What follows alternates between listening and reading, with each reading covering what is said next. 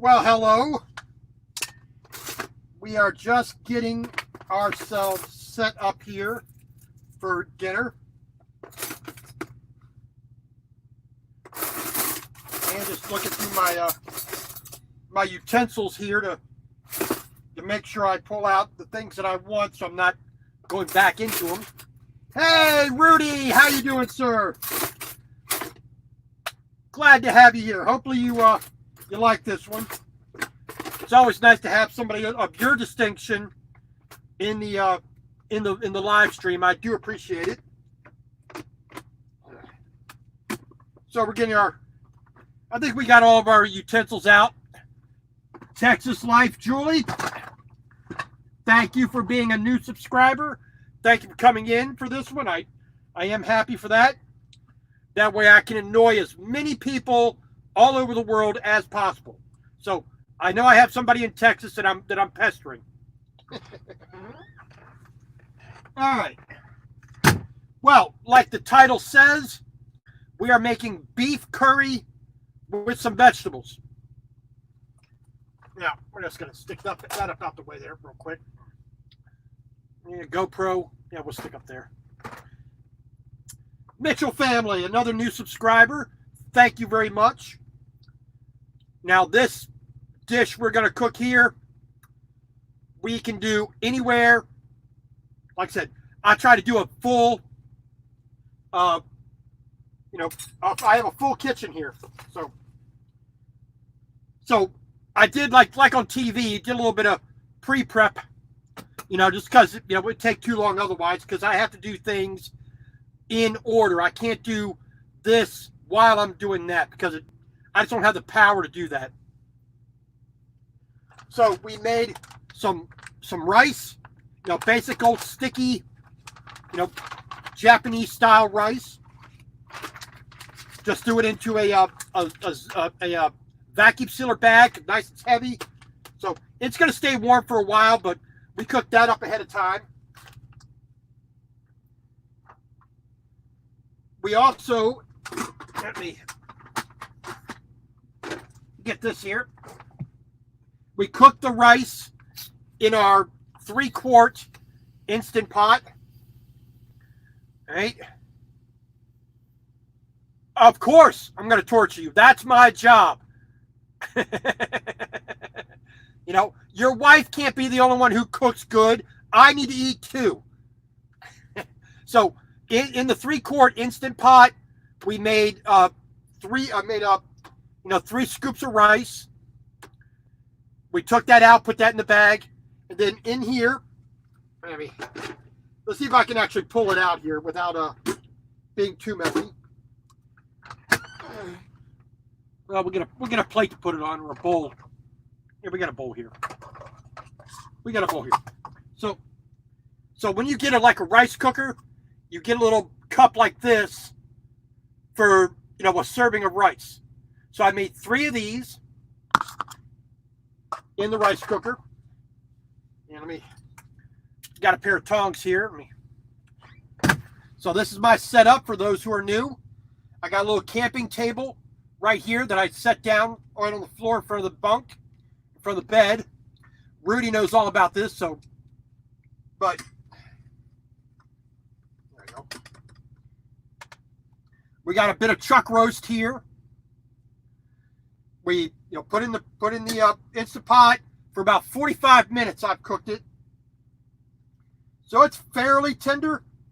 It could be a little bit more so, but we're going to be cutting it up into pieces anyway, so no problem. We're just going to set that off to the side. Now, we're pretty much done with the Instant Pot. We got to let that cool down a little bit. And because there are no counters or that we could just set it on, we just have to try to get it out of the way as much as I can, which we will. I guess we're just going to set it right there. So we got a hot plate right here, which we're going to be doing the rest of the cooking on, which is basically going to be the rest of the vegetables. All right, so we're going to throw in some Kerrygold butter.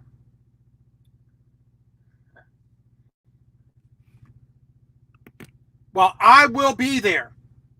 If I'm not driving, I will be there. I'm always looking for something new to try. And if I can do it in a truck, you can do it anywhere else. And if you don't believe me, I'm in a truck. There's my steering wheel. There's my 18-speed, shifter right there. That's the hood of the truck right there. All right, so we got some, like I said, Kerrygold, good, grass-fed butter. We picked up a little baby bok choy. We're going to use half of this now. The other half we're going to do for tomorrow's dinner. We're basically going to do like a stir-fry type affair. We still have some green onion left. We still have some celery left from last week. Like I said, the bok choy I just picked up from the Albertsons right here near the truck stop here in Medford. I think it's called Central Point, Oregon. So I picked this up this morning. A nice carrot.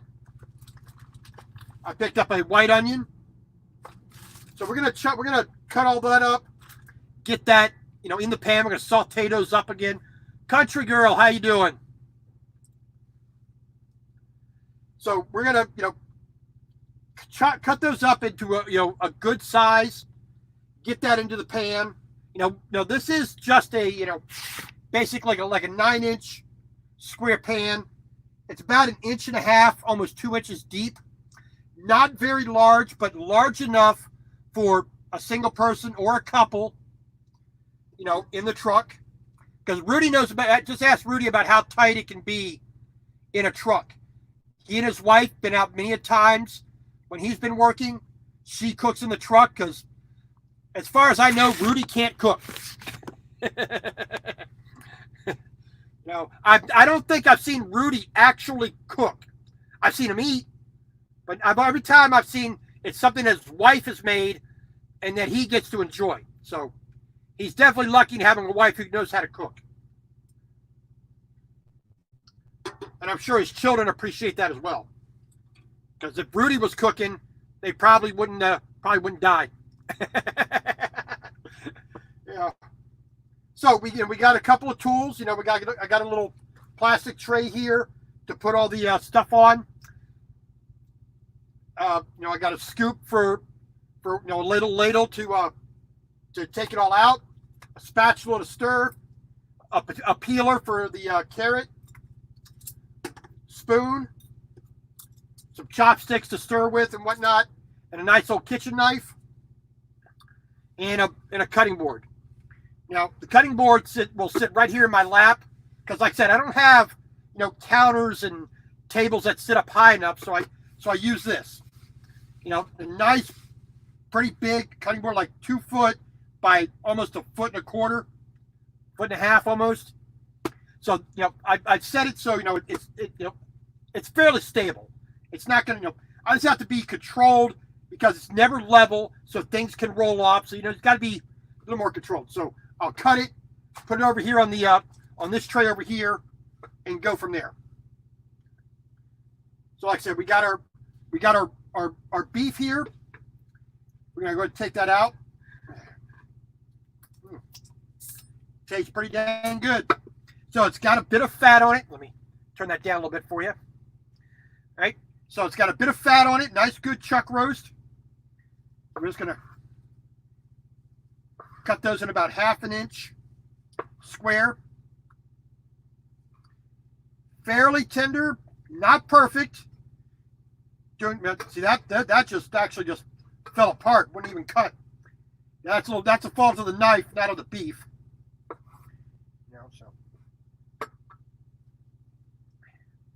So normally when I do curry, I do it with chicken. But for some reason, I don't know why, the Albertsons, right across the road here, right over I-5, here in Medford, Oregon, for some reason, the only kind of chicken they wanted to have was chicken breast, chicken legs, and chicken wings. they had one package of chicken thighs, which they were kind of anemic looking, so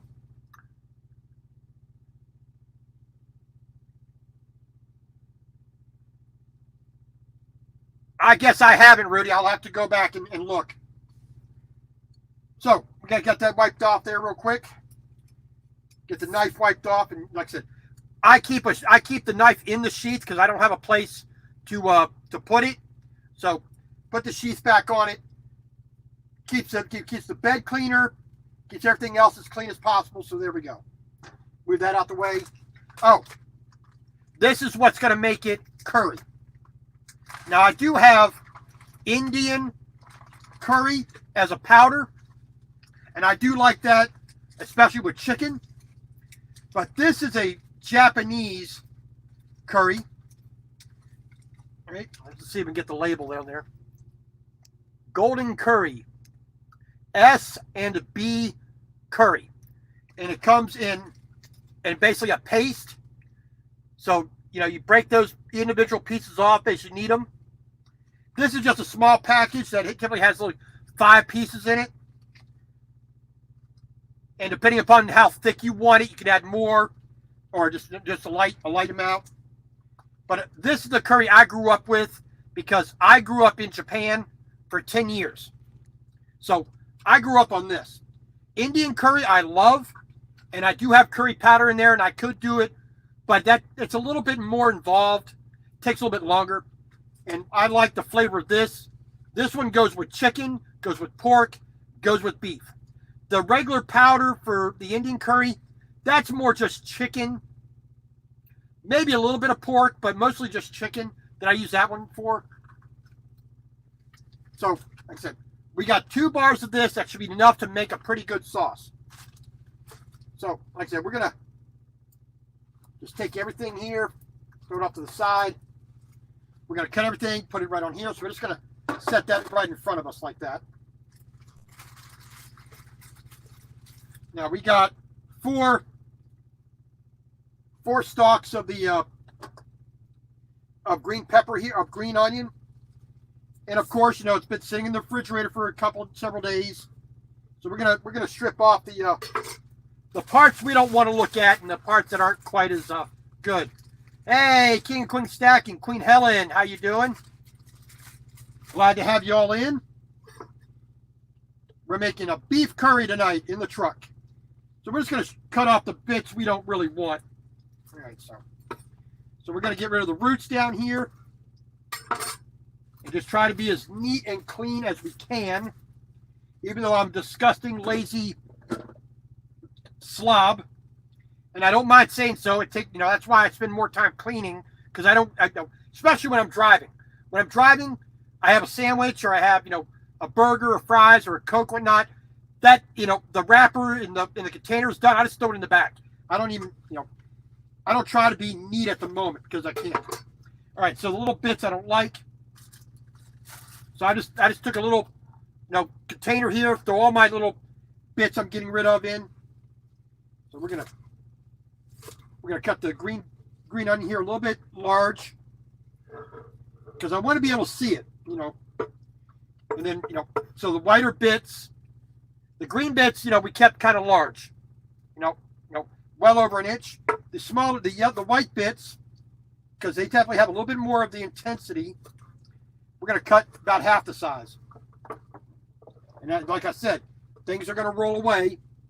I'm not going to worry about it. We'll save that one. That one fell on the table. All right.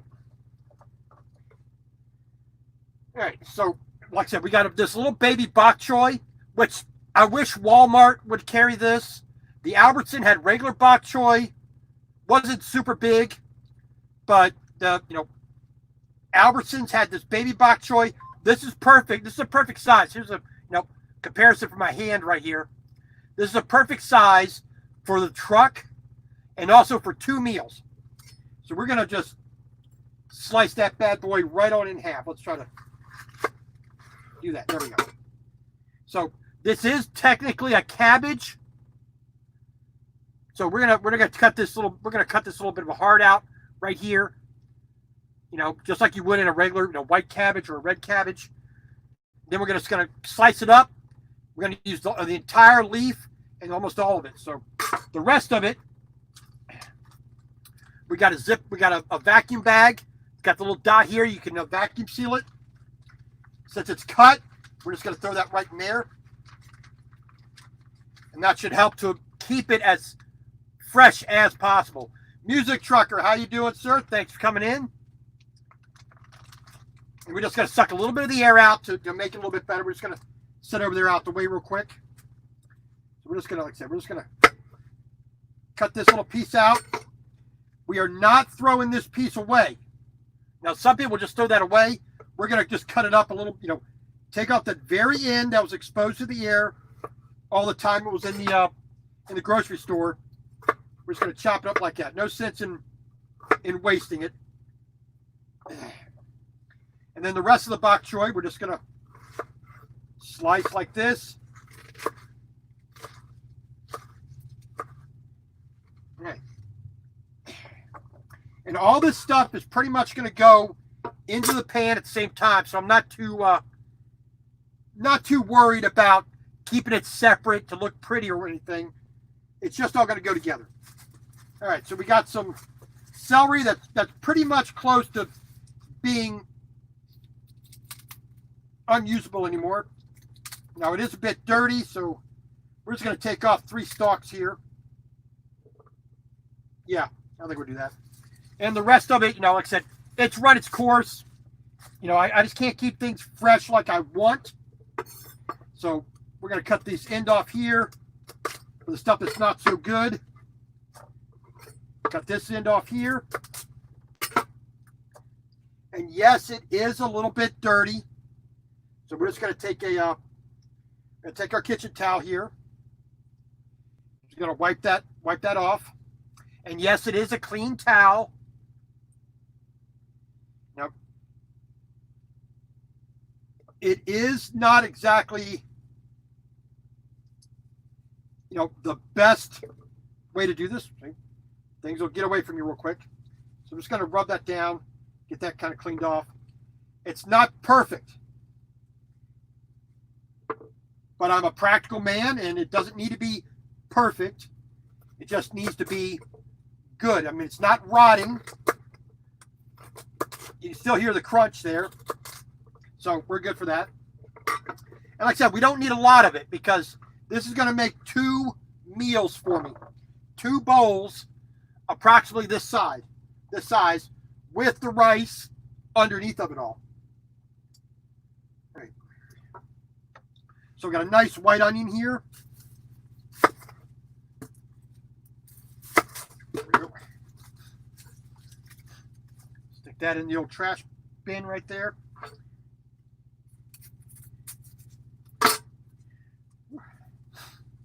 Oh, that smells good. That's a good smelling onion. We're gonna peel off the paper layer and like the first layer. There we go. Stick that over there. So we're not gonna we're not gonna eat this whole thing. This is the size of about a softball size. And like I said, we got all the other vegetables here. We still got the carrot. We got the beef and we got the rice, so we're not going to eat all of it. Let me grab another Ziploc bag here. There. So a little, food saver. They got Ziploc bags, and you can use a portable pump right there, and you can vacuum seal it. Hey, Ag Hauler, thanks for coming in. So we're going to put, that in there. And we're going to use about 2/3 of this half. So we're just going to throw that piece right on there. Like I said, I'm going to do a stir fry tomorrow. So, I have onion in there for that. A little bit of onion for me. And I don't know where my little battery powered pump is. So I'm just going to suck the air out a little bit. And we're just going to cut this into thirds. We're just going to cut it into thirds this way. Nice big chunks. So we're going to have nice big chunks of onion, which I like. There we go. Wipe off our knife here real quick. All right. Get that back in the sheath so that I don't accidentally slice my head off. All right. Little drink for me. We'll stick that up out the way. There we go.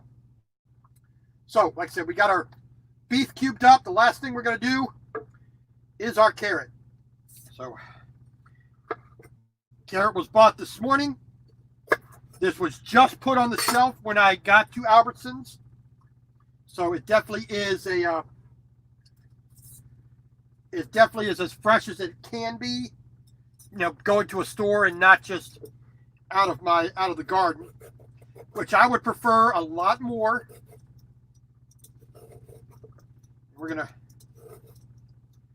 just peel that real quick, because normally there's a lot of vegetables I that could be peeled. I don't peel, but carrots, I need to peel them. I need to get that layer of the outside off, because unfortunately, a lot of the times for me, it affects the color of what I'm doing. And yeah, that's a bit nitpicky, but whatever. And yes, I'm just brushing this off onto the floor. I don't have a good countertop to wipe it off on, so we're just gonna throw it on the floor. All right, throw that right there. All right. And now here is one of those tricks that I do to give it a little bit more presentation, make it look a little bit prettier. Carrot down, knife at a very severe angle, and slice it long, diagonally across. Fairly thin, not too thin, but nice and even. But instead of being round, or we got a shape like that, which just makes it a little bit more pretty. Now, and you can also do the celery that way, cut on a slice, makes it kind of an A shape.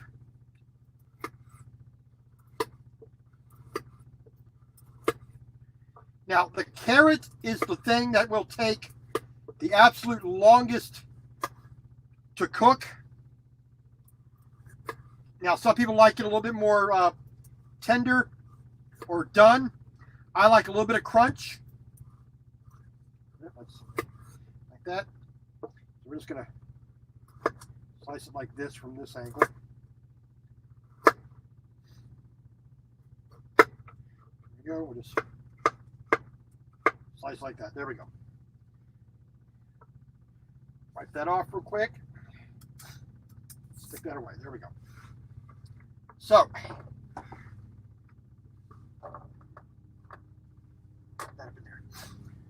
we are pretty much fully prepared with all our vegetables. We got our rice still hot. We got our beef. We got our curry powder. We got to start off with some butter.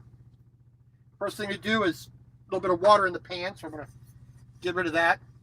Another clean kitchen towel, so don't. There we go. This single hot plate is not the absolute best.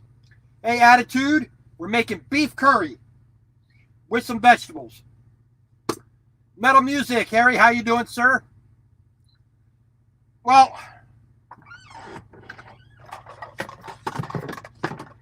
Harry, I tell you what, concentrate real hard.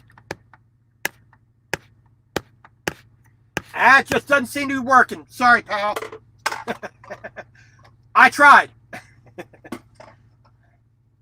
All right, so we're going to get the pan hot first. So that's starting to warm up. Little lights on. This little 700 watt, 800 watt, barely hot plate. It does the trick, but Will Johnson, how you doing?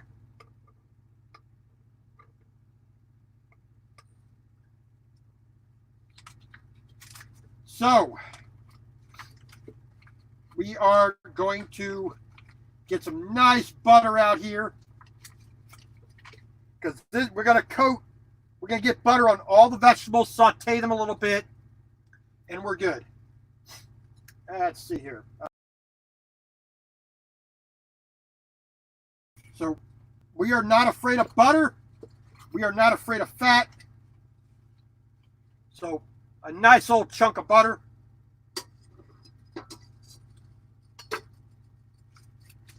Get that in there. Get some of the water that is present in the butter. Get that out. There we go. So while that melts, we're going to wipe off our knife here real quick. Put our cutting board off to the side. We'll get some of this other stuff put away. All right. Butter. Onion. All right. Now, because it was my birthday yesterday, Albertson had a cupcake, all kinds of chocolate, little, traitor. How dare you commit suicide on my watch? All right. Well, apparently some piece of candy on top didn't want to get away. Didn't want to be eaten. So little Hershey Kisses and whatnot, chocolate frosting, chocolate cake. That's my birthday. That's my dessert. There we go. Stick that bad boy up in there. So we get this butter all nice and melty. Now that is you can see, that's a good amount of butter in there, but we have a good amount of vegetables to do it with. All right, so let's put that over there out the way. There we go. So we're gonna move this over a little bit. When that starts to finally stop bubbling, we're going to really be able to do something.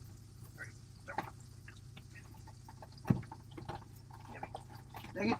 All right, let's see here. I'm going to add just a touch of red pepper flake. And let's see, where is it? I don't know what I did with my black pepper.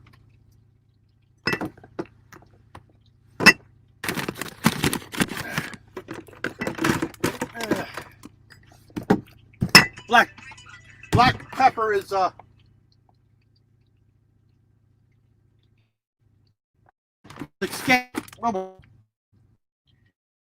say la vie. Be good otherwise. Don't worry about that. All right. So the butter is done pretty much. Getting the water out of it. So I take all our vegetables. Then we're just going to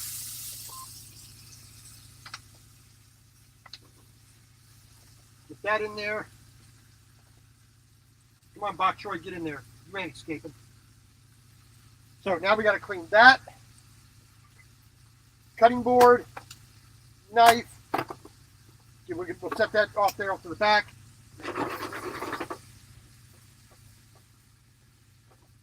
And you see this pretty closely fills up the pan. So we're going to just toss that. I'm not looking to, dang, truck. Nice white van trailer, reflecting all the light right back in. So,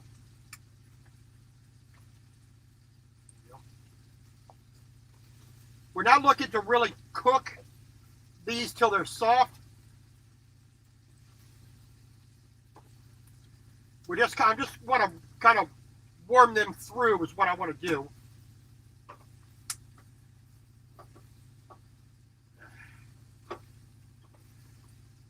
Like I said, this is going to be a couple of big bowls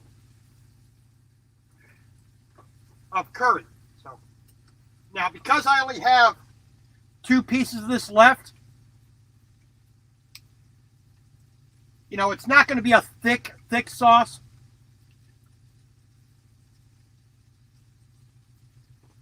We're going to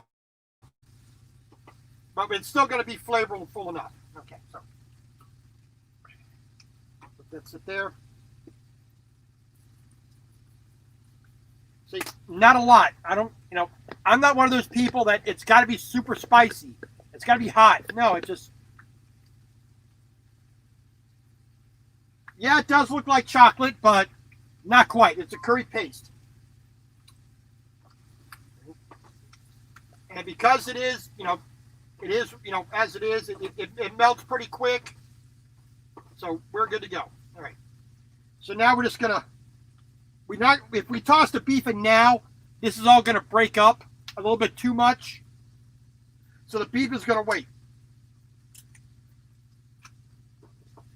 We're just going to let these cook a little bit more.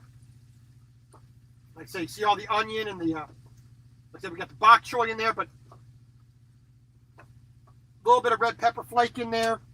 Black pepper would be really nice. If I can just find my black pepper, I don't know where I put it. Where are you? I love you. I miss you. Oh, well. Nothing I can do about that now. Well, see, I like spicy, Texas. Texas Julie. I do like spicy, but it has to have flavor. If it's just hot, what's the point? I can down some hot sauce, but if it doesn't have any real flavor to it, it's kind of pointless. Ooh, that's hot. Oh my gosh, my tongue is burning. It's like, but what's the point? I could do a line of this like cocaine, and deal with it. But what's the point? This is to enhance the flavor, not to be the flavor. Hot is not a flavor. Spicy is not a flavor. It's a sensation. It's just not. It just, and I just, like I said, this is a pretty mild curry. This is not a light your house on fire kind of thing. Let's see. Take a piece of this onion here.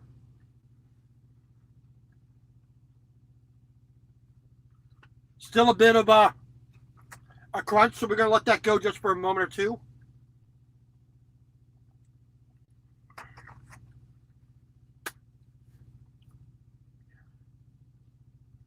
Now this curry powder or curry paste, Mr. Brandt, how you doing, sir? This S&B curry you can get on Amazon. Just look up S&B Golden Curry, Japanese curry. Just type that in. You'll be able to find this pretty easily. Like I said, you just break it off like a bar of Hershey's chocolate. It's got the individual, ridges there. You see right there. Just like that. And you can use as much or as little as you want. Typically one of these bars is good for, like I said, a bowl about this size.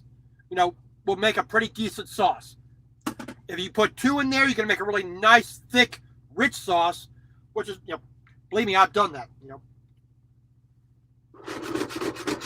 I did some chicken curry earlier and used 3 of them.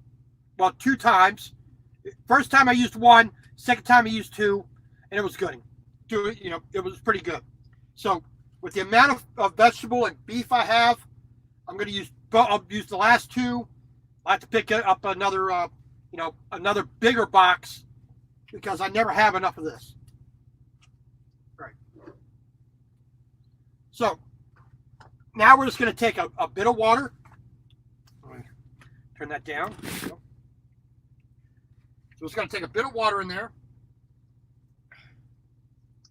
We don't want to, cover it entirely. There we go. But we want to be able to see it, through the vegetables. And now we're just going to, this will just melt right into it. Stick that over there. Like I said, just breaks apart like that. Nice and easy. Stick that in there. Use our spatula here to really get it into the water so it heats up and melts. Stick that off to the side there. we're going to get another, sorry.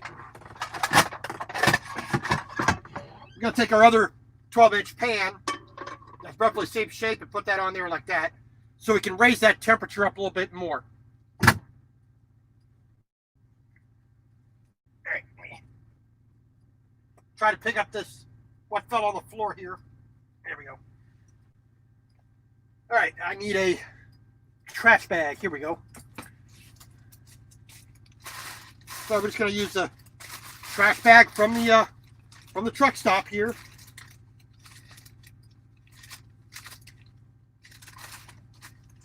Get all that dealt with. We'll clean this up in a moment. Stick that out the way. Stick that right there, I think. All right. Yes, sir. Doing pretty decently. You know, just it's birthday weekend. I'm in Oregon. I was in California yesterday morning.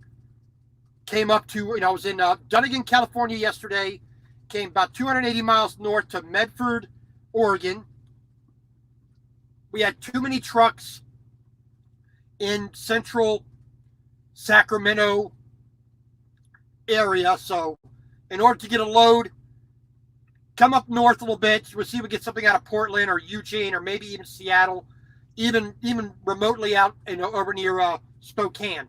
So we got that done. A little bit of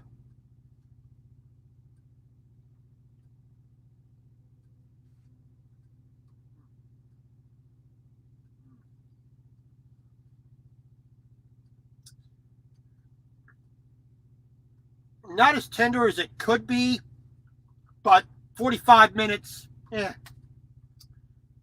didn't have as much time as I probably would have. I mean, yeah, it works. It didn't have as much fat as I want on it, so. But once we get in the pan, heat it up again, it'll loosen up a little bit. The fibers and the muscle tissue will break down a little bit more as we're stirring it around. All right, so there we go. We're going to give this a nice little stir. And I don't know, I mean, you can see the curry paste there melting. So it's going to melt into the water, and that's going to thicken and make the sauce, So everything will get this little bit of brownish tint. There we go. And the vegetables are getting a little bit softer. Like I said, not a lot. I'm not trying to turn them into mush. Now this isn't southern green beans. This is curry. So we're going to add I'm going to add just a touch more water here.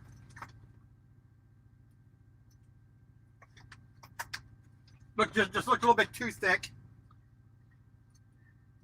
I want this sauce not just to be on the vegetables, but be able to get down into the rice that's going to be in the pan as well. All right, so there we go. So not too shabby looking, I think. It's got a little ways to go, but there we go. Well, thank you, Charles. Yes, I turned yesterday on Saturday. I turned the big 4-9. So almost halfway through the triple digit, which I'm aiming for. If I can hit 100, I think I've done pretty good. Triple digits. That's where I want to hit. All right. So now we're going to take our beef. Like I said, this is about 1 pound, 4 ounces, 5, around that. So we got that in there.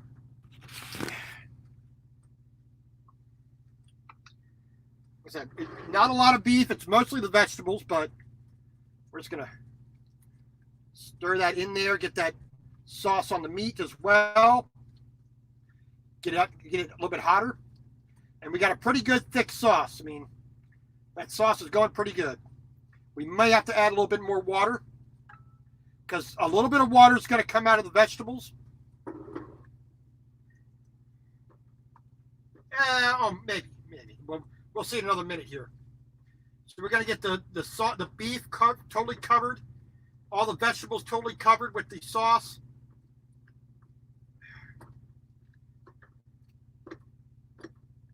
And as it cooks, it's definitely going to, like I said, the water's going to evaporate with the steam.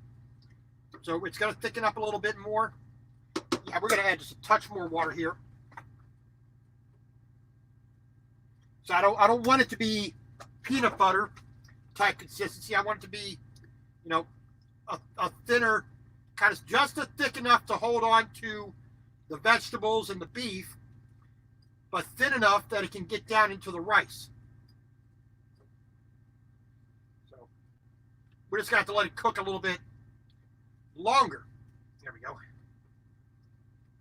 All right. Now we let that sit for a moment. And just like when you were a kid and got the little beaters making a chocolate cake or something. Yum. And I got just the right amount of spice from the curry and the red pepper flake that you just feel that little bit of tingle back here,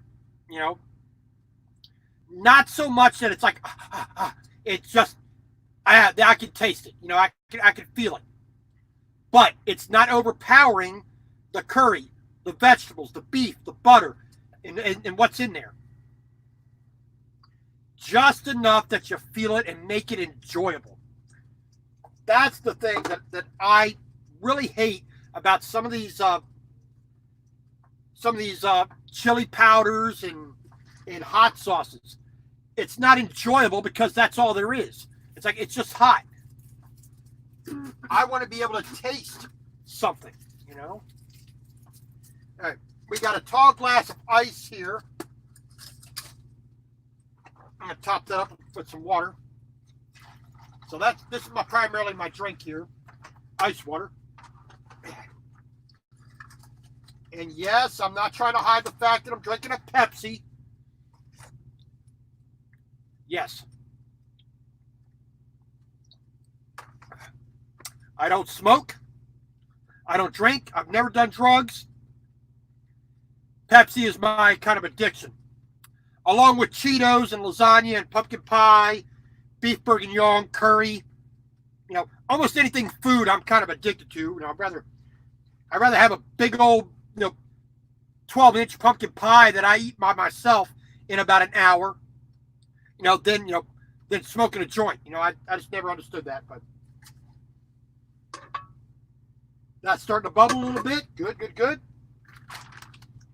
So we're going to take a bit of rice here. There we go.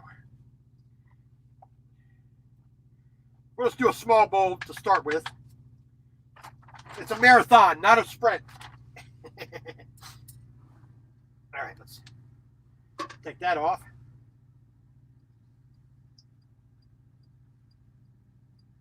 So here we go.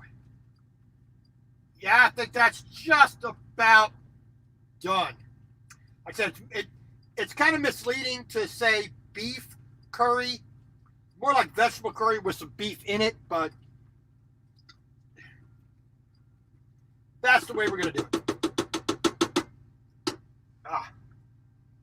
Don't waste any of that. All right, so we got a nice bowl of sticky. Now, I'm going to show you, first, the sauce. So we got a little bit of sauce there, just thick enough that it's nice and silky smooth, but just gets that flavor into the rice. So we're going to take several scoops of this, try to keep a good even proportion of the rice to the beef or the beef and the vegetables. So. There we go. Get another bit of carrot here, I think. There we go. There we go. I think that'll work. That's kind of pretty. I'm going to set that off to the side. I'm going to turn this down so it doesn't continue cooking any more than it needs to. Just unplug it. And we'll put the lid on the top. There we go. There we go. A nice steaming bowl of curry. Japanese style curry. But you got to kind of distinguish that because you're talking Thai, you're getting more coconut. It's a little bit, to my opinion, it's a little bit sweeter. The Indian curry is more spices. This is more mellow. This is more, it's a little bit spicy, but it's a little bit more meaty, I guess would be the best way to say it. So there we go. Now, normally with rice, I use chopsticks. But because of the sauce getting in there, the chopsticks don't work too much. So I'm just going to stick those up out the way. So, good old-fashioned spoon.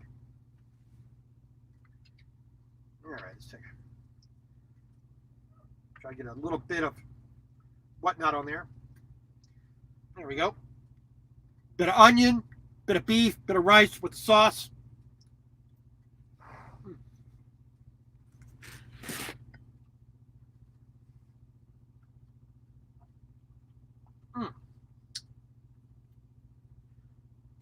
Whoever made this suggestion to me, you're a winner. This guy. So like I said, you got that little bit of spice that hits the back of the throat. You know, and after a while, while you're eating it, it moves up to the front. But nice, good, fresh vegetables. A beef could have a little bit more fat on it. But if I was doing this in a regular kitchen, I wouldn't be using a pressure cooker. I'd be taking a lot longer to make. And there is a story that kind of goes with this. The first time I ever made any kind of curry, besides Japanese curry, I wanted to do a good Indian curry. And I was doing it from 100% scratch. No pre-made curry powders or anything. I was toasting and roasting all the spices fresh. Well, I had the house smoked up. I mean, it was glorious. I mean, the spices were, you know, were just rocking. You know, there was a nice cloud of allspice, star anise, and cinnamon, and, you know, cumin, and, you know, like 14 different spices. So there was a cloud of smoke rolling through the whole house. The whole house smelled of curry. Well, unbeknownst to me, you know, my sister I was living with my sister with me for the moment. As soon as, you know, she opened the door to walk in the house, I'm standing in the front room watching the TV while things are cooking. She opens the door. I see her poke her head in. Bam. She pulls the door closed, gets back in her car, and rolls out. Now, I'm sitting there going, what the hell was that about? You know, and, you know, she about an hour later, you know, she comes back in. She goes, what the hell were you cooking? I said, I made curry. You know, here, you want a bowl? She goes, you had the whole house smoked up. Normally I wouldn't mind, but I had such a migraine, that would have killed me if I walked in the house. Hey, Mr. DeLeon, made a bowl of beef curry. So I knew I had something going getting curry when I can make my sister do that. You know, now granted, she had a migraine headache, but still, she came back after an hour and had it.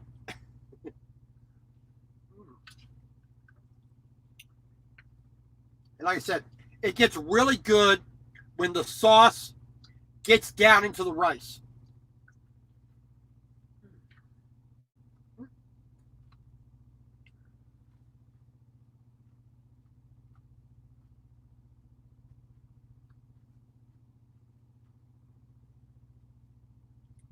Celery is a little bit tough, but whatever.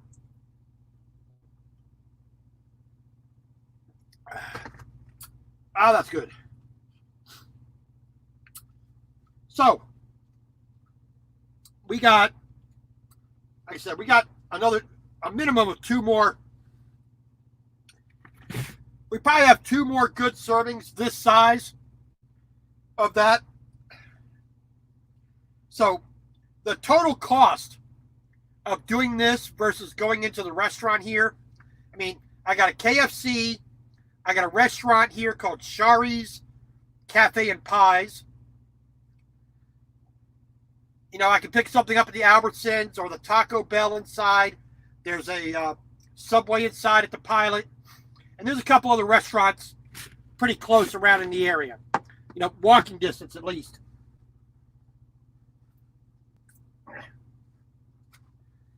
And, you know, I could go to any one of those restaurants and spend $15, $20 for one meal like this of something. And I probably wouldn't be satisfied. This entire meal cost me less than $4.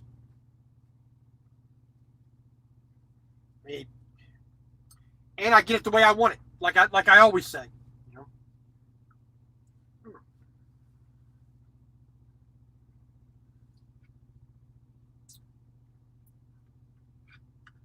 So a little bit of the bok choy right there. You know, covered in the curry sauce.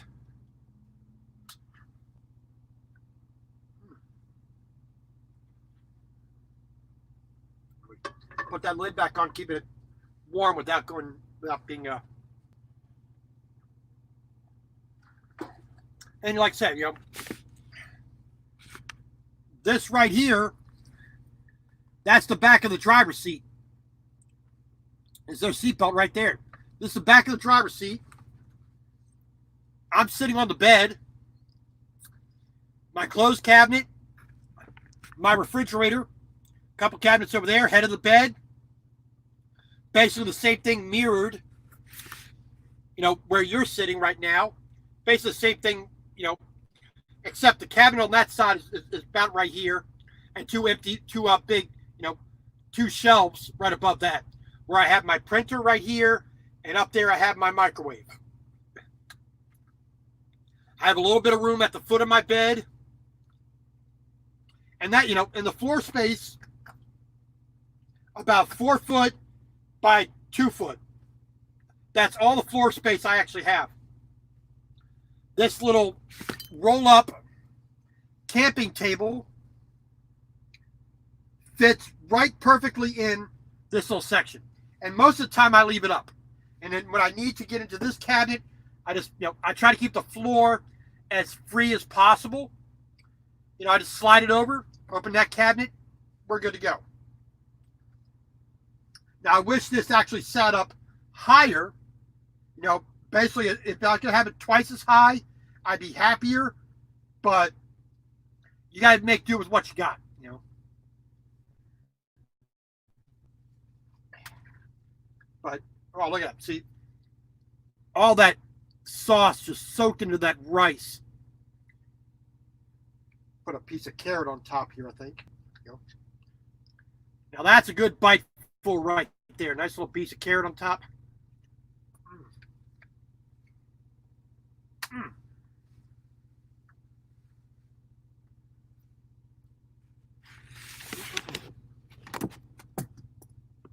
Now, in the South, Mr. Facer, wow, it's been a while since I've seen you, sir. Thanks for coming in. Now, for all those of you who are in the South, grew up in the South, have a Southern accent, you've heard something like this before. Quote, "That was so good it makes you stand up and want to slap your mama." Wow. It's amazing what a good home-cooked meal, a truck-cooked meal, but considering this pretty much is my home, there we go. So, a nice piece of the beef. right there.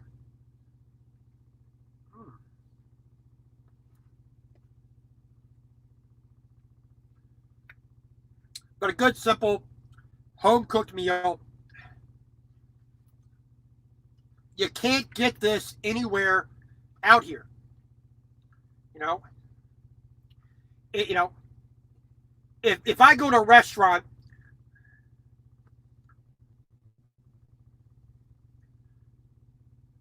oh yeah, I mean, like I said, I could take that. I mean, I have vacuum, sealable, Tupperware, containers.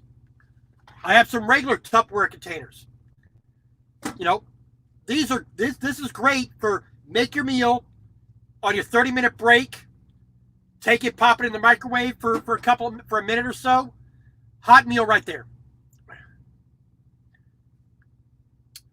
You went sledding. Outstanding. Where are you at? Big Rig Radio Networks. Hey, thank you for coming in. I do appreciate it. First time I've seen you. But like I said, for me, I love to cook.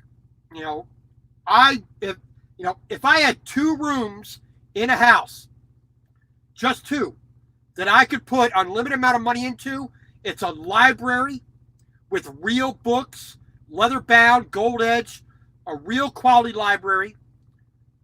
The second would be a kitchen. If I could spend $250,000 and go nuts in a kitchen, oh man, I would do that.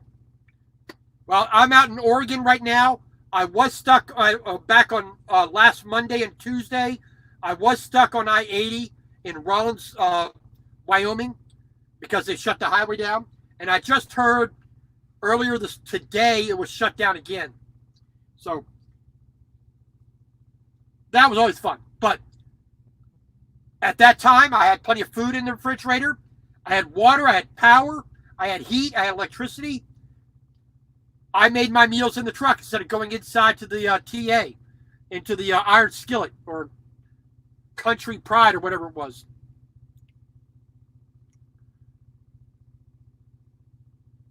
Well, that's half the fun, Big Rig.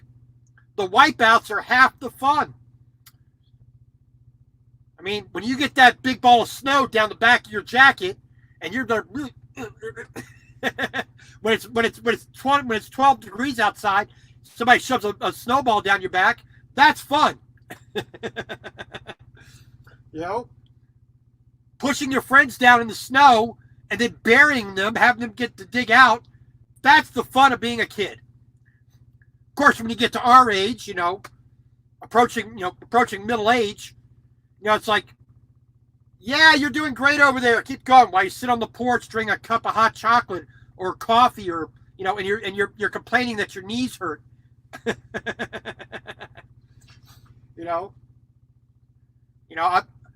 I used to be that kid that would run out there in shorts and a t-shirt and roll around the snow for an hour like an idiot. Enjoy myself thoroughly. Now it's like, well, let me see out there. Let me check the old weather. Well, it's 42 degrees. I don't know if I want to get out of the truck. I guess I better bundle up. Oh, Anthony, Mr. Facer, yes, sir. Big Rig Radio and Anthony Facer got it right. Those are the two of the lower reasons why I cook in the truck. One, it's healthier. I know everything that goes into it. 2, it does save money. These 3 meals here that I just made, rice, beef, vegetables, per meal was about $4. You try to get this in here at the restaurant, right behind me, this Shari's Cafe and Pies, or at the Kentucky Fried Chicken, McDonald's, Burger King, Subway. You get something even anywhere near comparable to it, you got to pay $10 to $12 or more. I mean, okay, so I got in these 3 meals, I got a pound and like 4 ounces of beef. What are you going to pay for that at any restaurant? Over $20. So why wouldn't I do it myself? There's a reason why I live in the truck right now. I have no car. I have no apartment. I have no utility bills. I mean, I got my phone. I got my internet. Those are my two biggest bills. I do approximately $50 per $50 per not once per week per paycheck. I get paid every 2 weeks. I spend $50 for 2 weeks worth of food. Now, granted, that's typically 1 to 1.5 meals a day, including snacks, whatnot. I do have little crackers and chips and whatnot, but I save 3/4 compared to 75% compared to a restaurant at a minimum, sometimes more. I mean, I'm going to eat pretty good this week. So I got to pick up some Jewish rye bread. I can make 8 sandwiches out of this 1 pound of bread. I got peach jam, peanut butter. I have cheese, American cheese, and Miracle Whip. I have mustard. I have a pound of pastrami, provolone, and onion. I can have 8 great sandwiches with that. And that cost me about $3 per sandwich when you average them all out.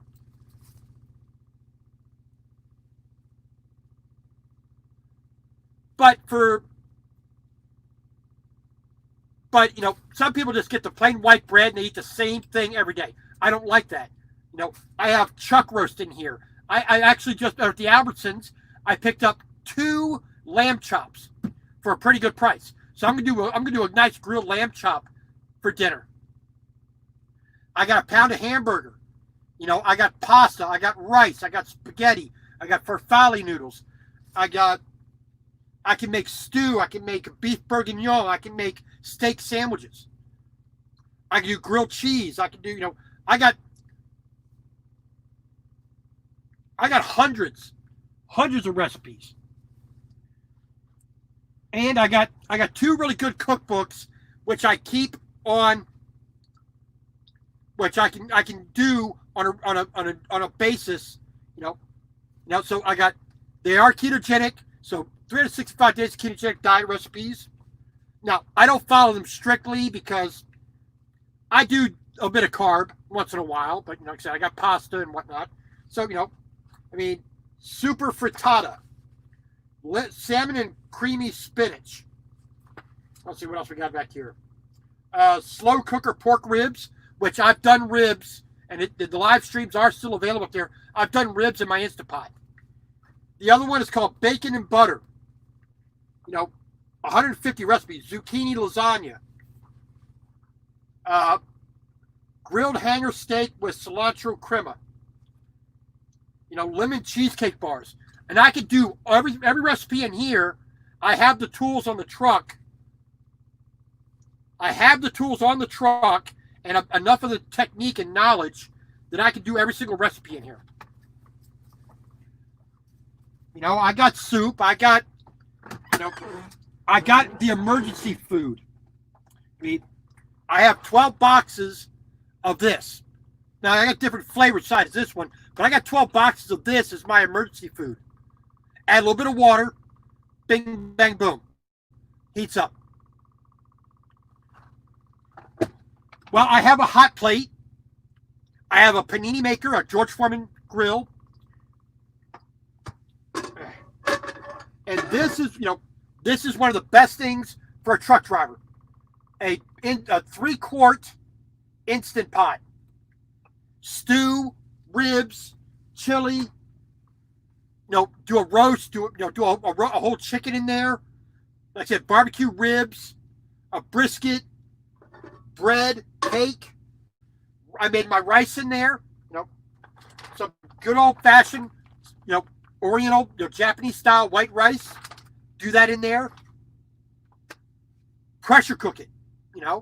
Half an hour I can go from totally frozen to a beef stew in half an hour.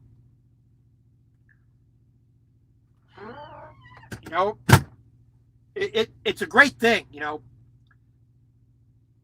When I became a truck driver, or let's put it, right before I became a truck driver, I decided to choose this as a profession.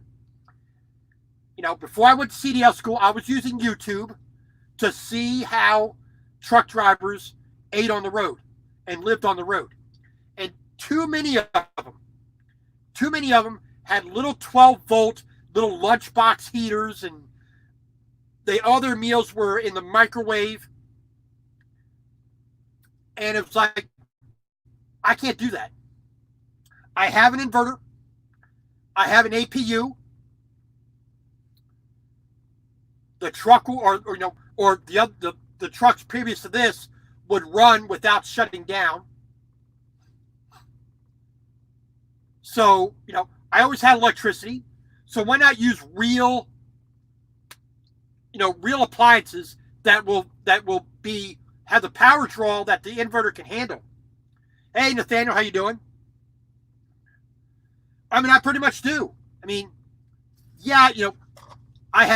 I use no paper plates, no plastic knives and forks. The bowls are plastic because, it's just sometimes just more convenient.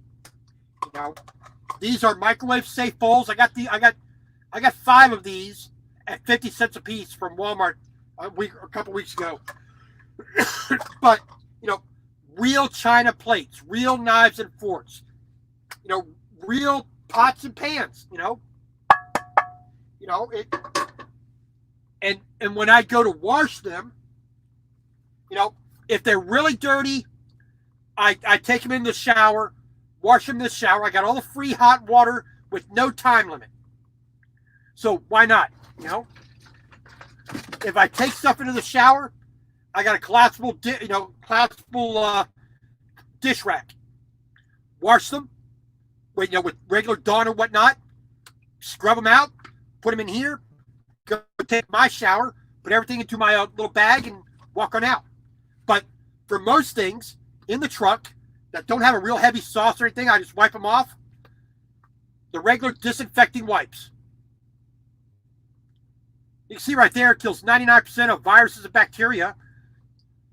How's that any different from Dawn dish liquid or palm olive or anything else like that? I have that. Like I said, I take it into the shower with me. I don't do it often. Hey, Miss Stephanie, all the way from Australia. Well, as it stands right now, I currently save 65% of my paycheck because my bills are super low. Like I said, the phone, the internet. I give my sister a subscription box for knitting. During the month, all of my bills is less than $300.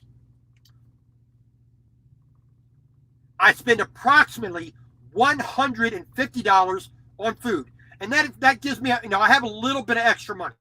I don't like I kind of say, I'm not paying myself a lot. I may earn a good deal. I earn about a little over $1,000 a week. I get paid every 2 weeks, but I just don't spend the money. I save it because I'm saving to buy that piece of land so I can build the house I want, grow my own food, raise my own animals, and just live the simple American dream. Just do it the way I want to do it. I don't want to move into a cookie cutter house with all the all the fancy crap. I don't need that. I'm not that kind of person. I'm too. I don't want to say country. I'm from Baltimore. Not really country. But I prefer a country style of living. With the modern technology, of course. I'm like everybody else. I'm addicted to this damn thing. You know, the iPad, the phone, the internet. You know, hell, I'm on here. Of course, I'm addicted to it. But you know, like I said, if I had to eat out at the restaurant every day, even just one meal a day, I'm throwing 75% of the money away compared to eating and cooking in the truck. And the thing is, I love to cook. I love the process of cooking. I love cutting my vegetables. I like going to the supermarket and selecting what I'm going to get for this particular thing. I mean, it could be simple.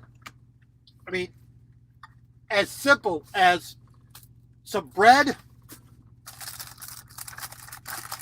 some Kraft American cheese, committing suicide, and some Miracle Whip, and I can be happy with a cheese sandwich for dinner. Now, I see too many truck drivers, and we've all heard this if you watch any trucking channels. You always hear about these stories of these guys working and not having any money at the end of the month, and they're crying. They're absolutely crying because they're not making any money. Yet, you see these morons, they're eating at the restaurant 3 meals a day. Let's just say $10 per meal. Let's be very, very conservative. $10 for a meal. Breakfast, lunch, and dinner. That's $30. Then they're buying snacks for when they're going down the road. Let's say another $5 on top of that. We all know the prices in the truck stop. $5 for a drink and and a bag of chips or nuts or whatnot. And then they buy coffee every hour on the hour, it seems like. Then they buy cigarettes. End of the day, they're buying beer. I mean, by the end of the week, of course, they got no money. Whereas I typically eat 1 meal a day, dinner, sometimes breakfast, on the weekends or when I know I'm not going to have a load. And even then, if I make a breakfast, potatoes, eggs, bacon, sausage.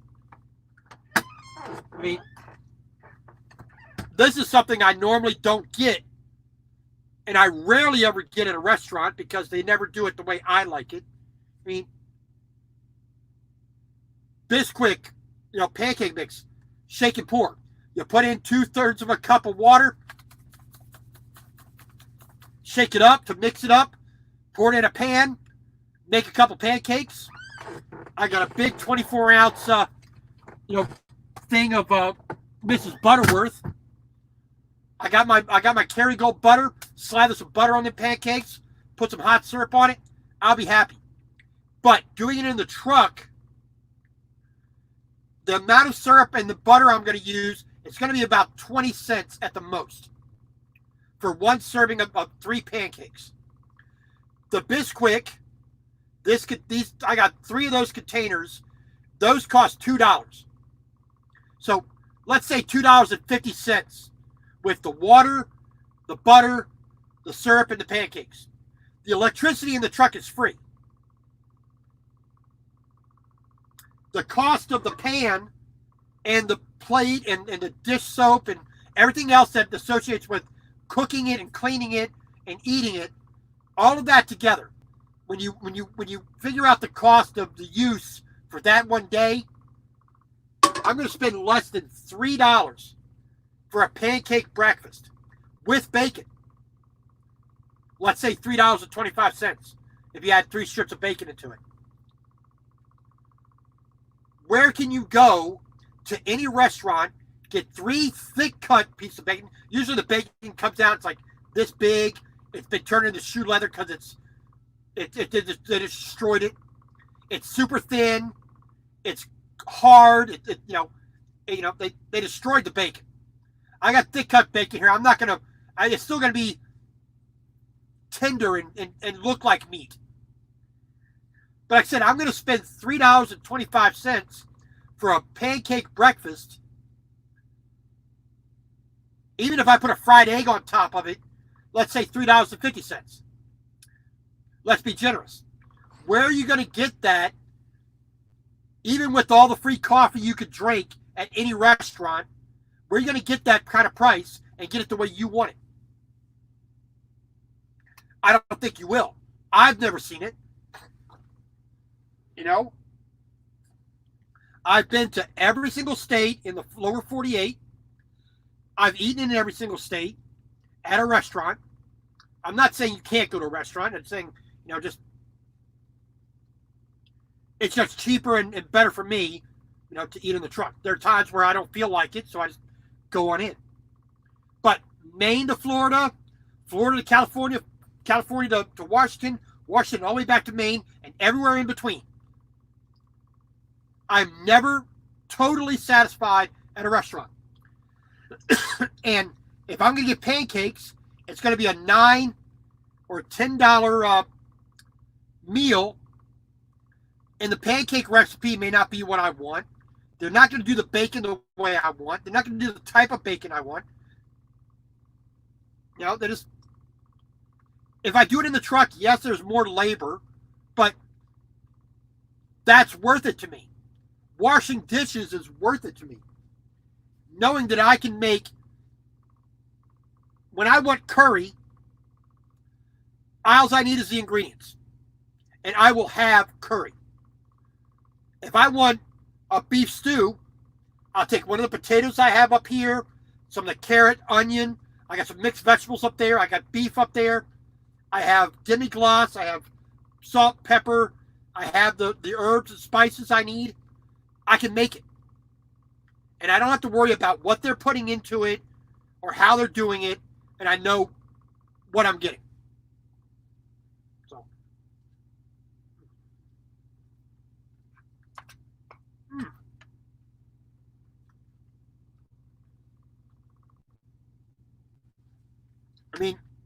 I have plenty of snacks. If I need a snack during the day, I have some Japanese style rice crackers.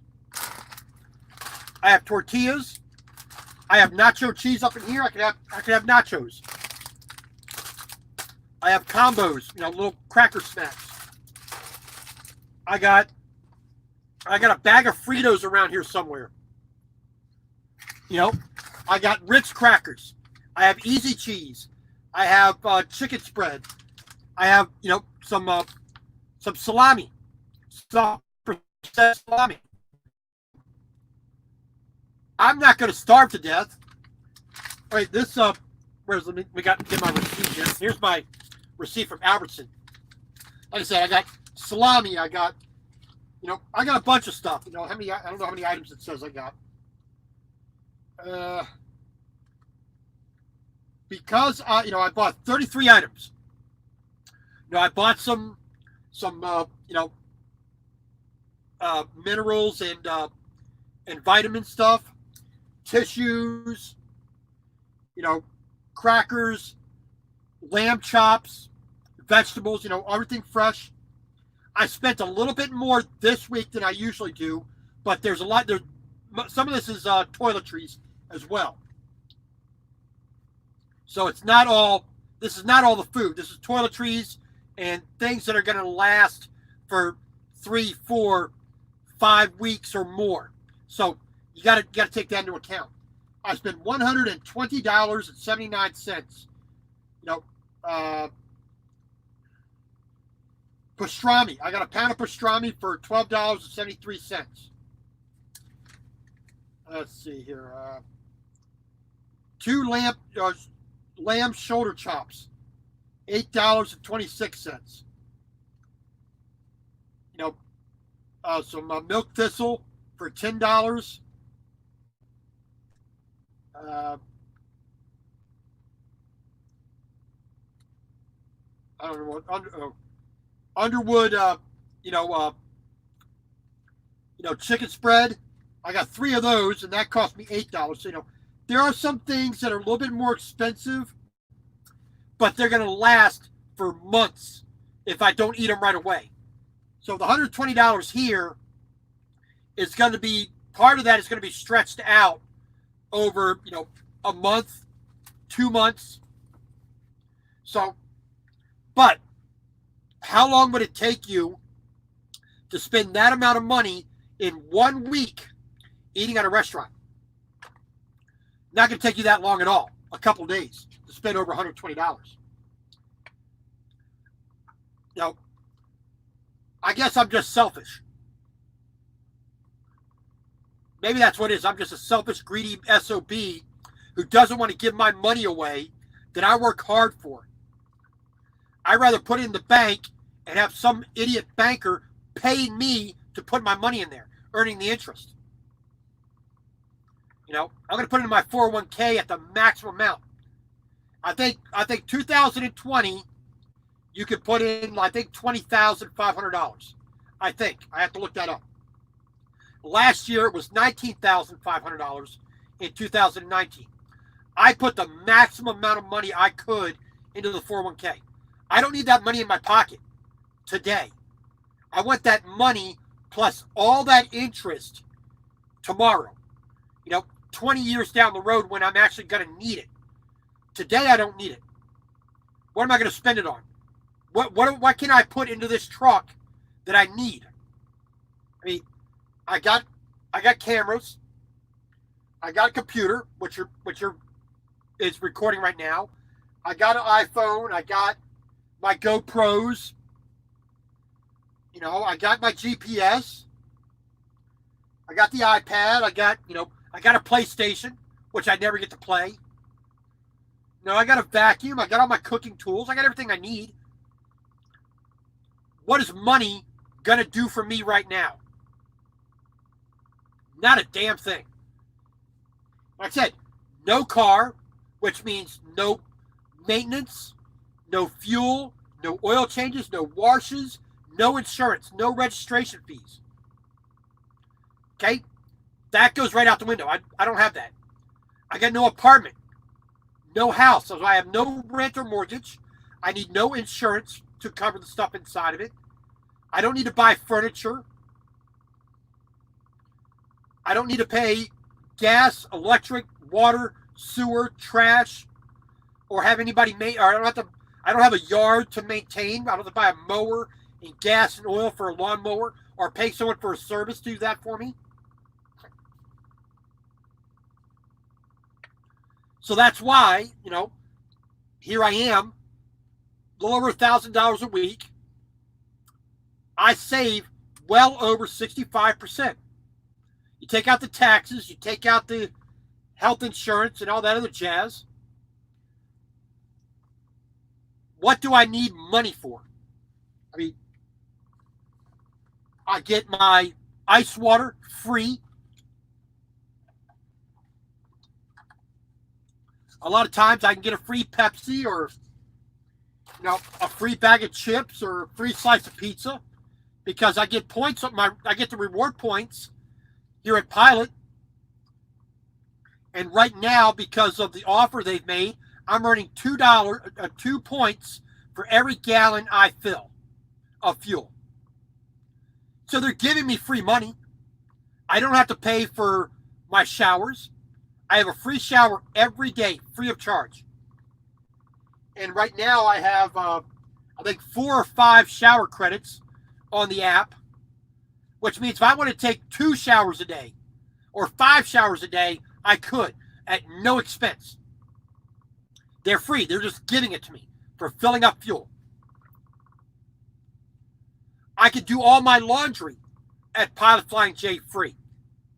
I can use the app, slide my card at the little reader in the laundry, free laundry. They're giving that to me for coming in and shopping at their store, buying the fuel, which, because I'm a company driver, I don't even pay for that. They just give that to me, try to keep me at the store. Like I said,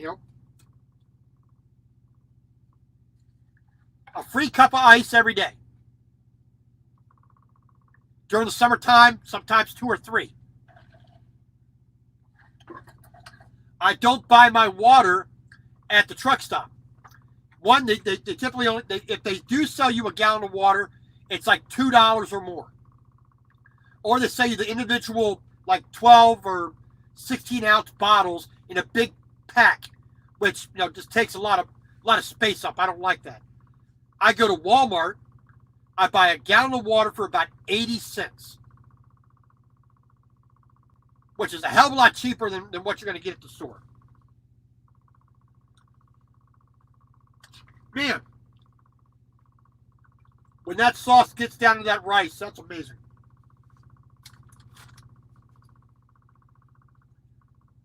But, like I said, like I'm alluding to here, I see too many truck drivers out there complaining about money, and they do zero to actually save money. And I made this comment many a times on other people's live streams and other people's channels, on their regular videos, complaining they don't make enough money. Oh, woe is me. And I make this one comment. It's not about what you earn. It's about what you spend. It's about what you save. If you earn the money, there is a way to spend it properly and frugally, and there is a way to save it so that money throughout time increases. 401k, IRA, savings account. Go bet on the pig races once or twice a week. I don't know, whatever floats your boat. But there's always a way to save the money. And the number one way I save the money is the number one thing you need to live: food and water. Now, could I save even more by dividing this up into 5 meals or 6 meals? Yeah. I'm not a sadist. I'm not a masochist. I'm not going to hurt myself. I'm going to enjoy myself in my life. So I'm going to eat well. That's, said, I've never smoked. I've never done drugs. I've never drank. That's all the alcohol, in a shot glass. There. This shot glass is about the total amount of liquor, beer, wine, whiskey, vodka, whatever. That's the total amount of alcohol I've consumed straight. The only reason I have this shot glass because I put my vitamin and minerals in here, my tablets in the morning to take my vitamins and minerals. That's the only reason I have this. This, it's convenient. I take most of my medicine is actually the food I eat. That's going to keep you healthier before you take any kind of pill. The supplements I take are just that, supplementing my diet.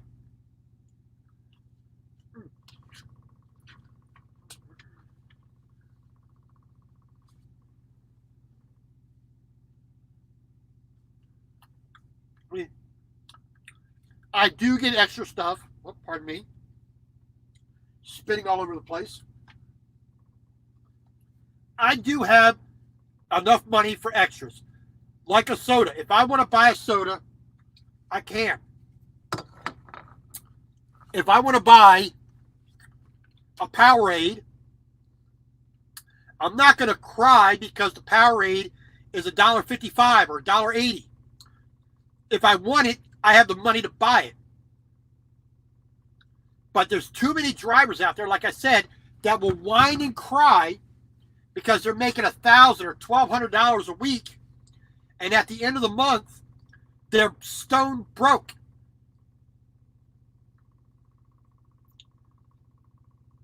Now, these are the same people who will whine and cry about having to buy a shower because they don't have any credits on their rewards card. Well, that's life. They don't owe you a shower. You have to meet a threshold to earn it to get a shower. 50 or 60 gallons, for Love's, TA, and Love's, Pilot, Flying J, 50 gallons, get you a shower credit. They'll give you a free shower. TA Petro, you fill 60 gallons, they'll give you a free shower. Some of the mom and pops, I don't know, some of them have weird levels they set, but for the most part, you can get your showers free. You use your reward cards enough, you'll build up those points over a month or two. You'll be able to get a free soda, free cup of ice, a free slice of pizza or a hot dog, whatnot.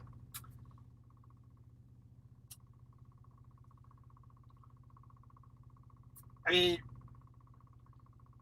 I think I live my life pretty well with very little money spent. I don't go out drinking. I don't go out whoring. I don't go out to the party. I don't drink, don't smoke, don't do things that are a complete waste of time and money. My enjoyment I get through food. I love cooking. I love eating. I'm surprised I don't weigh 1,600,000 pounds. But, yeah,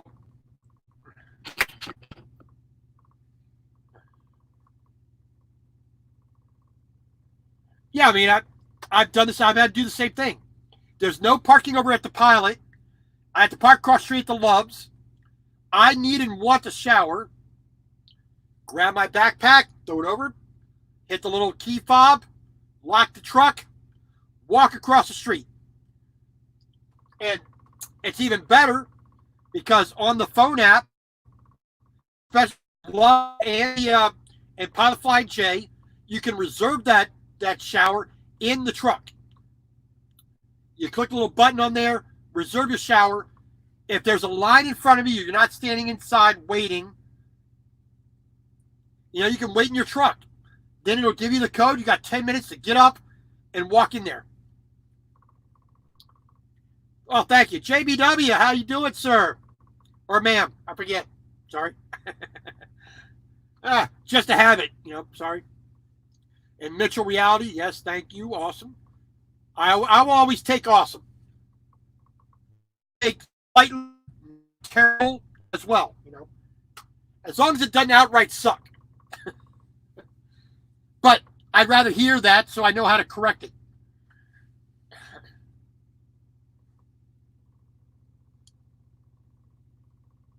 And if that works for you, music,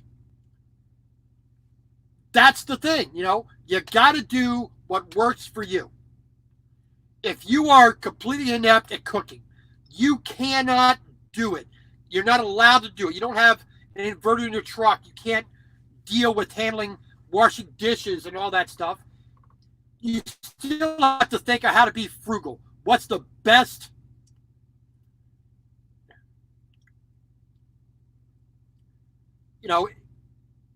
what's best for you? Doing what I do is the best for me. I'm not trying to put anybody down. It's just my viewpoint. I see these guys crying in the truck stop, in the lounge, and on YouTube, and it doesn't seem like they're actually doing anything to correct it. So, I guess I don't have much pity for it. Yes, I'm unusual because I am in the truck 24/7, month after month. I don't take home time. I do heavy haul. I do oversize. Downtime, it's ridiculous.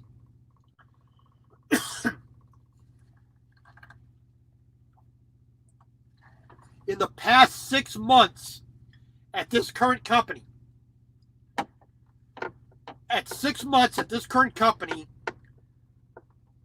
I have never had to do recap.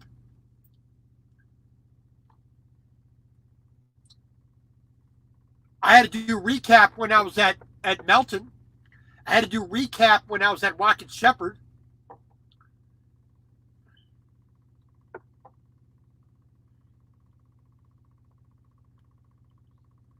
And but at this company, I have so much free time, I don't need to take home time.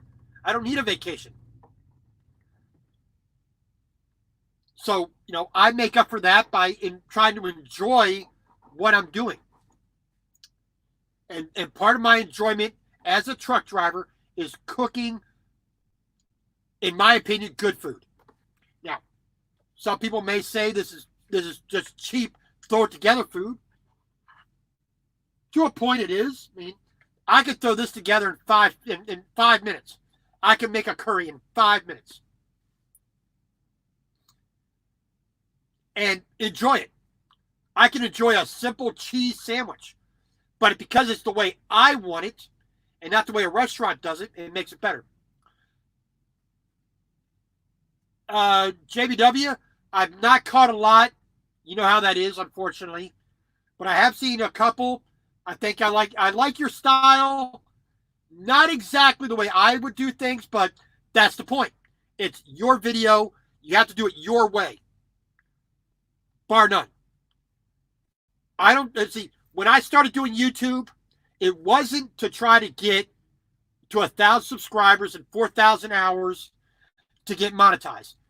Never. That's not something I'm trying to concentrate on. I mean, May 28th of 2018 is when I started this channel, and I only got like 748, 47 subscribers, something like that. And it's taken all this time to get to that point because it's been very slow growth. Because I do this more as a diary, the vlogs, a diary of my trucking career. I do the live streams because I'm an annoying pain in the ass and I like bothering other people online. Listen to my nasally, whiny Baltimore accent, such as it is. Having an opinion about every damn thing under the sun and making sure everybody knows about it. Yeah, see, I'm at 75%. Excellent. Thank you very much, you two. I do appreciate it. Mitchell family, I have been to and through Nitro, I don't know, about a dozen times. Yeah, about a dozen times. It's been probably 4 months since the last time I went through that area. Where was I at? I was at Newcastle in Pennsylvania.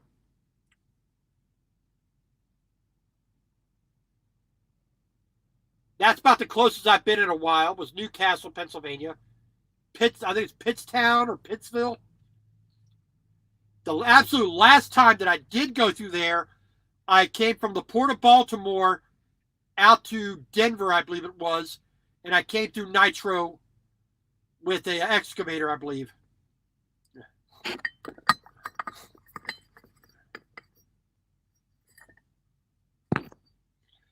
Yeah, Bandit, the music trucker, that's the thing. I really don't do my regular vlogs, the edited vlogs, for anybody but myself. Pardon me.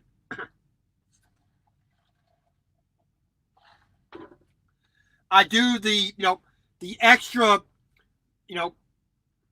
the extra videos like the warp speed videos and the sunrise videos and the live stream and the cooking for the audience, because they've requested it and they want to see this kind of stuff. And why they want to hear me drone on, I don't know. I mean, but they do.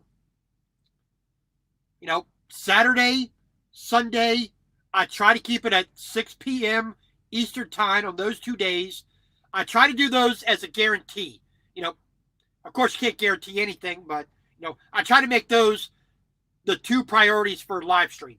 Saturday and Sunday at 6 p.m.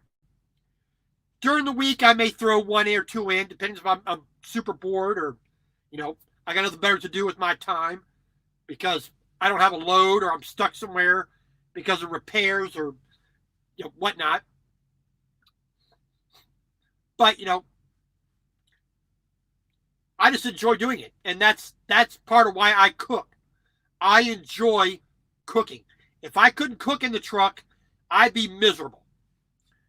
If I was forced to eat what's in there, the Burger King, the KFC, the Arby's, the Subway, the Waffle House, and all those other places like that, one, I'd be broke too, and I'd be miserable as all get out, because I would not have the food that I want. All right, let me give you an example here. So, this is one of those things which some people just will never understand and just don't like. A sleeve of Ritz crackers and some squeezed cheese, some easy cheese. Some people see that as disgusting. Or Ritz crackers and some Underwood chicken spread. Some people see that as disgusting. Or take some kippered fish, some kippered herring, spread some mustard on that, put it on top of a cracker. Some people would not like that, but I love that stuff. You're not going to get that kind of stuff at a restaurant.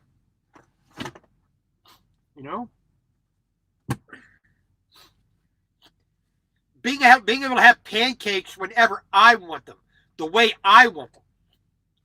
Being able to have a curry, being able to have a pastrami sandwich. You just can't get that everywhere.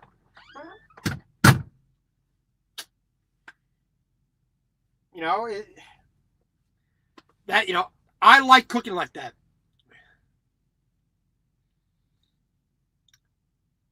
TJ, how you doing, sir? Well, you missed the cooking part. So I made a nice vegetable and beef curry.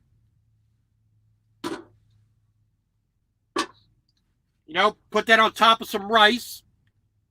Having a little bit of that. Yeah, potted meat.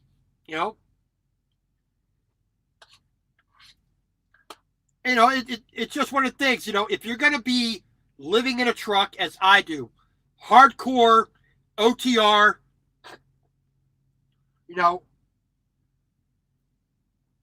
not really taking home time, just working. When you have the downtime and you have an ability to cook, why not? Make life enjoyable. It's hard enough as it is already. Why would you want to make it even harder and make yourself miserable by eating bad food? I don't get it.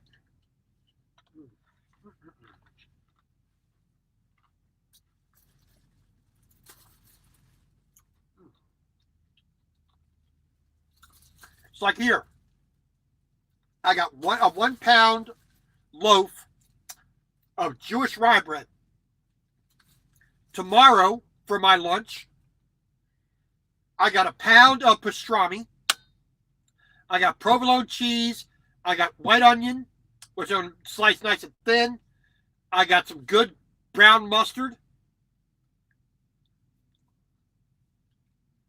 I'm going to heat up the pastrami, put that on there, have a nice quality sandwich that I can always truly enjoy. And where are you going to get that out there? Pardon me. Whew. A little something in the eye. It's my finger. Ah!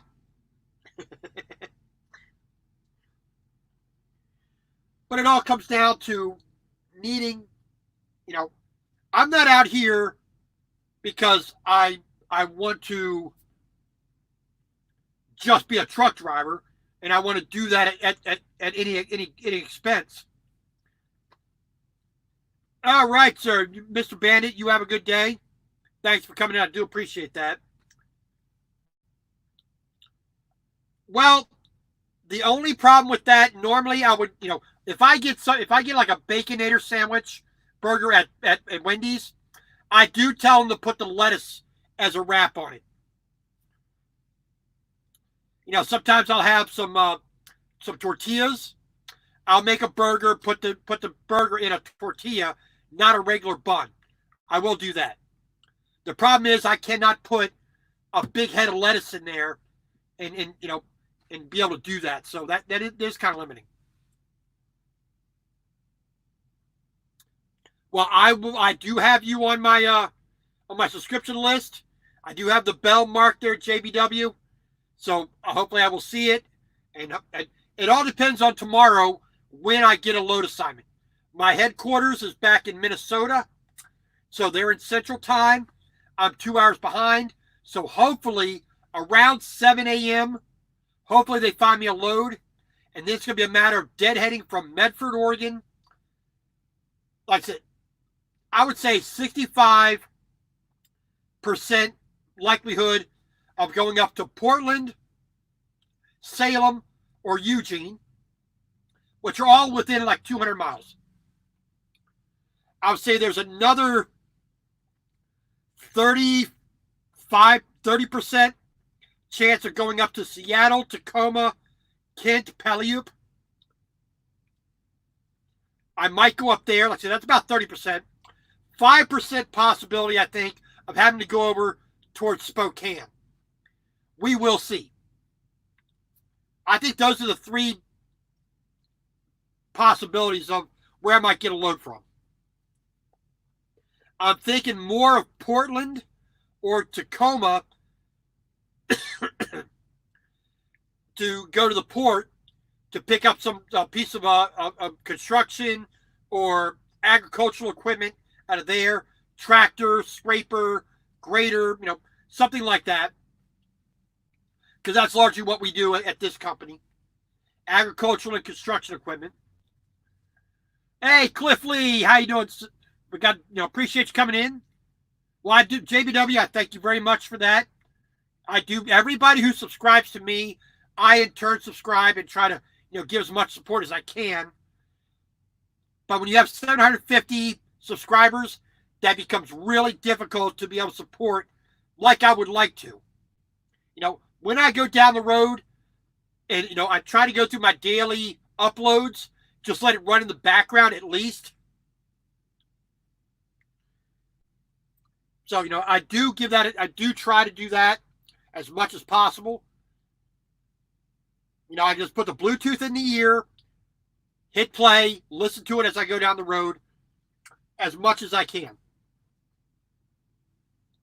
And then once I go through most of what I do during the day, then I'll turn on an audiobook or the satellite radio or ramble on to myself like I always do. Let's see here. All right, well, we are coming up on 2 hours, which I like to keep it just a little under 2 hours for the weekend. Like I said, this is on the I do have what they call DVR'd, so it's saved. Every single live stream I've done is up. If you want to see more cooking or you have a suggestion for a recipe that you would like to see done in the truck, send me an email. Just put it in the comments. If you want my email, it's thistruckerslife@gmail.com. It is listed on the About page on my homepage for the channel. Send a message, and I will do what I can to find a recipe. Send me the full recipe, and I'll see if it can be done in the truck. If you want to see how I would do it, and because I'm always looking for something new. Yes, I love curry. I mean, I love making this. I love eating it. But you can't eat it every day. I'm going to make one exception to that. Pumpkin pie. I can eat pumpkin pie every day for the rest of my life without a problem. And I will accept anybody who wishes to challenge me on that, who will provide the pumpkin pie. Excuse me. So, other than that, I really don't have much to really yammer on about. This is primarily about cooking. I was given a bit of advice, a bit of a request to do a pure cooking channel for trucks. I do have a channel called Trucking Around, which I've never uploaded anything to. I may download all the cooking videos I've done and load them up on that channel as well. If you want just cooking and keep like the regular vlog on a different channel, I may do that. I'm so behind on the vlog anyway. I'm trying right now to upload November the 4th from last year. And I'm trying to do a more current one as well. I have tried 8 times since last night to get a video uploaded, but it keeps failing. The cell towers here, they don't want to keep that connection. So, but I am trying to get those up to date and keep the content flowing. So, depending on whether or not I have a load tomorrow, I may do another live tomorrow. I'm going to keep trying to upload video. I may have to break down and go inside to the pilot. Damn, Heartland Express, get a little bit closer to my hood, why don't you? Bam. All that flipping room, you got to be banging right up next to me. All right, whatever. All right, so JBW, thank you very much. Cliff Lee, Music Trucker, TJ of the Woods, Nathaniel Lee, thank you very much. Mitchell family, thank you very much. I'll be watching more of you. Queen Helen, always a pleasure. Thank you very much. Let's see who else came in today. Mr. Anthony Facer, thank you very much. Miss Stephanie, thank you from Australia. Always a pleasure. I did get your email, so I will be trying as soon as I get to where I can get the hat made, and I will be sending that out as fast as I can. Please bear with me on that. Big Rig Radio Network, thank you very much. Nathaniel Lee, always a pleasure. Attitude, thank you very much. Mr. Charles Brandt, grateful to you, sir. Let's see. Frederick DeLeon, thank you much. Texas Life Julie. Now, please go out and check all these channels out for these people like Texas Life Julie, Anthony Facer, Big Rig Radio Network. You know, please go check all these channels out. Give them a little bit of support. Show them a little bit of love there, if you would. Mr. William Johnson, long time. Haven't been talking to you a lot lately. You know, you still have, even though I'm not long in Melton, and if you're still in Melton, you can feel free to give me a call. If I can help you in any way with any kind of advice, feel free to call me. Be more than happy to help. King and Queen Stacking, Trucker Rudy at the Outdoor Adventure by Rudy channel. Thank you very much, sir. Beautiful country girl, always a pleasure to have you in. And I think that's about everybody. There we go. So I do say thank you very much. And as always, God bless. And I hope to see you again.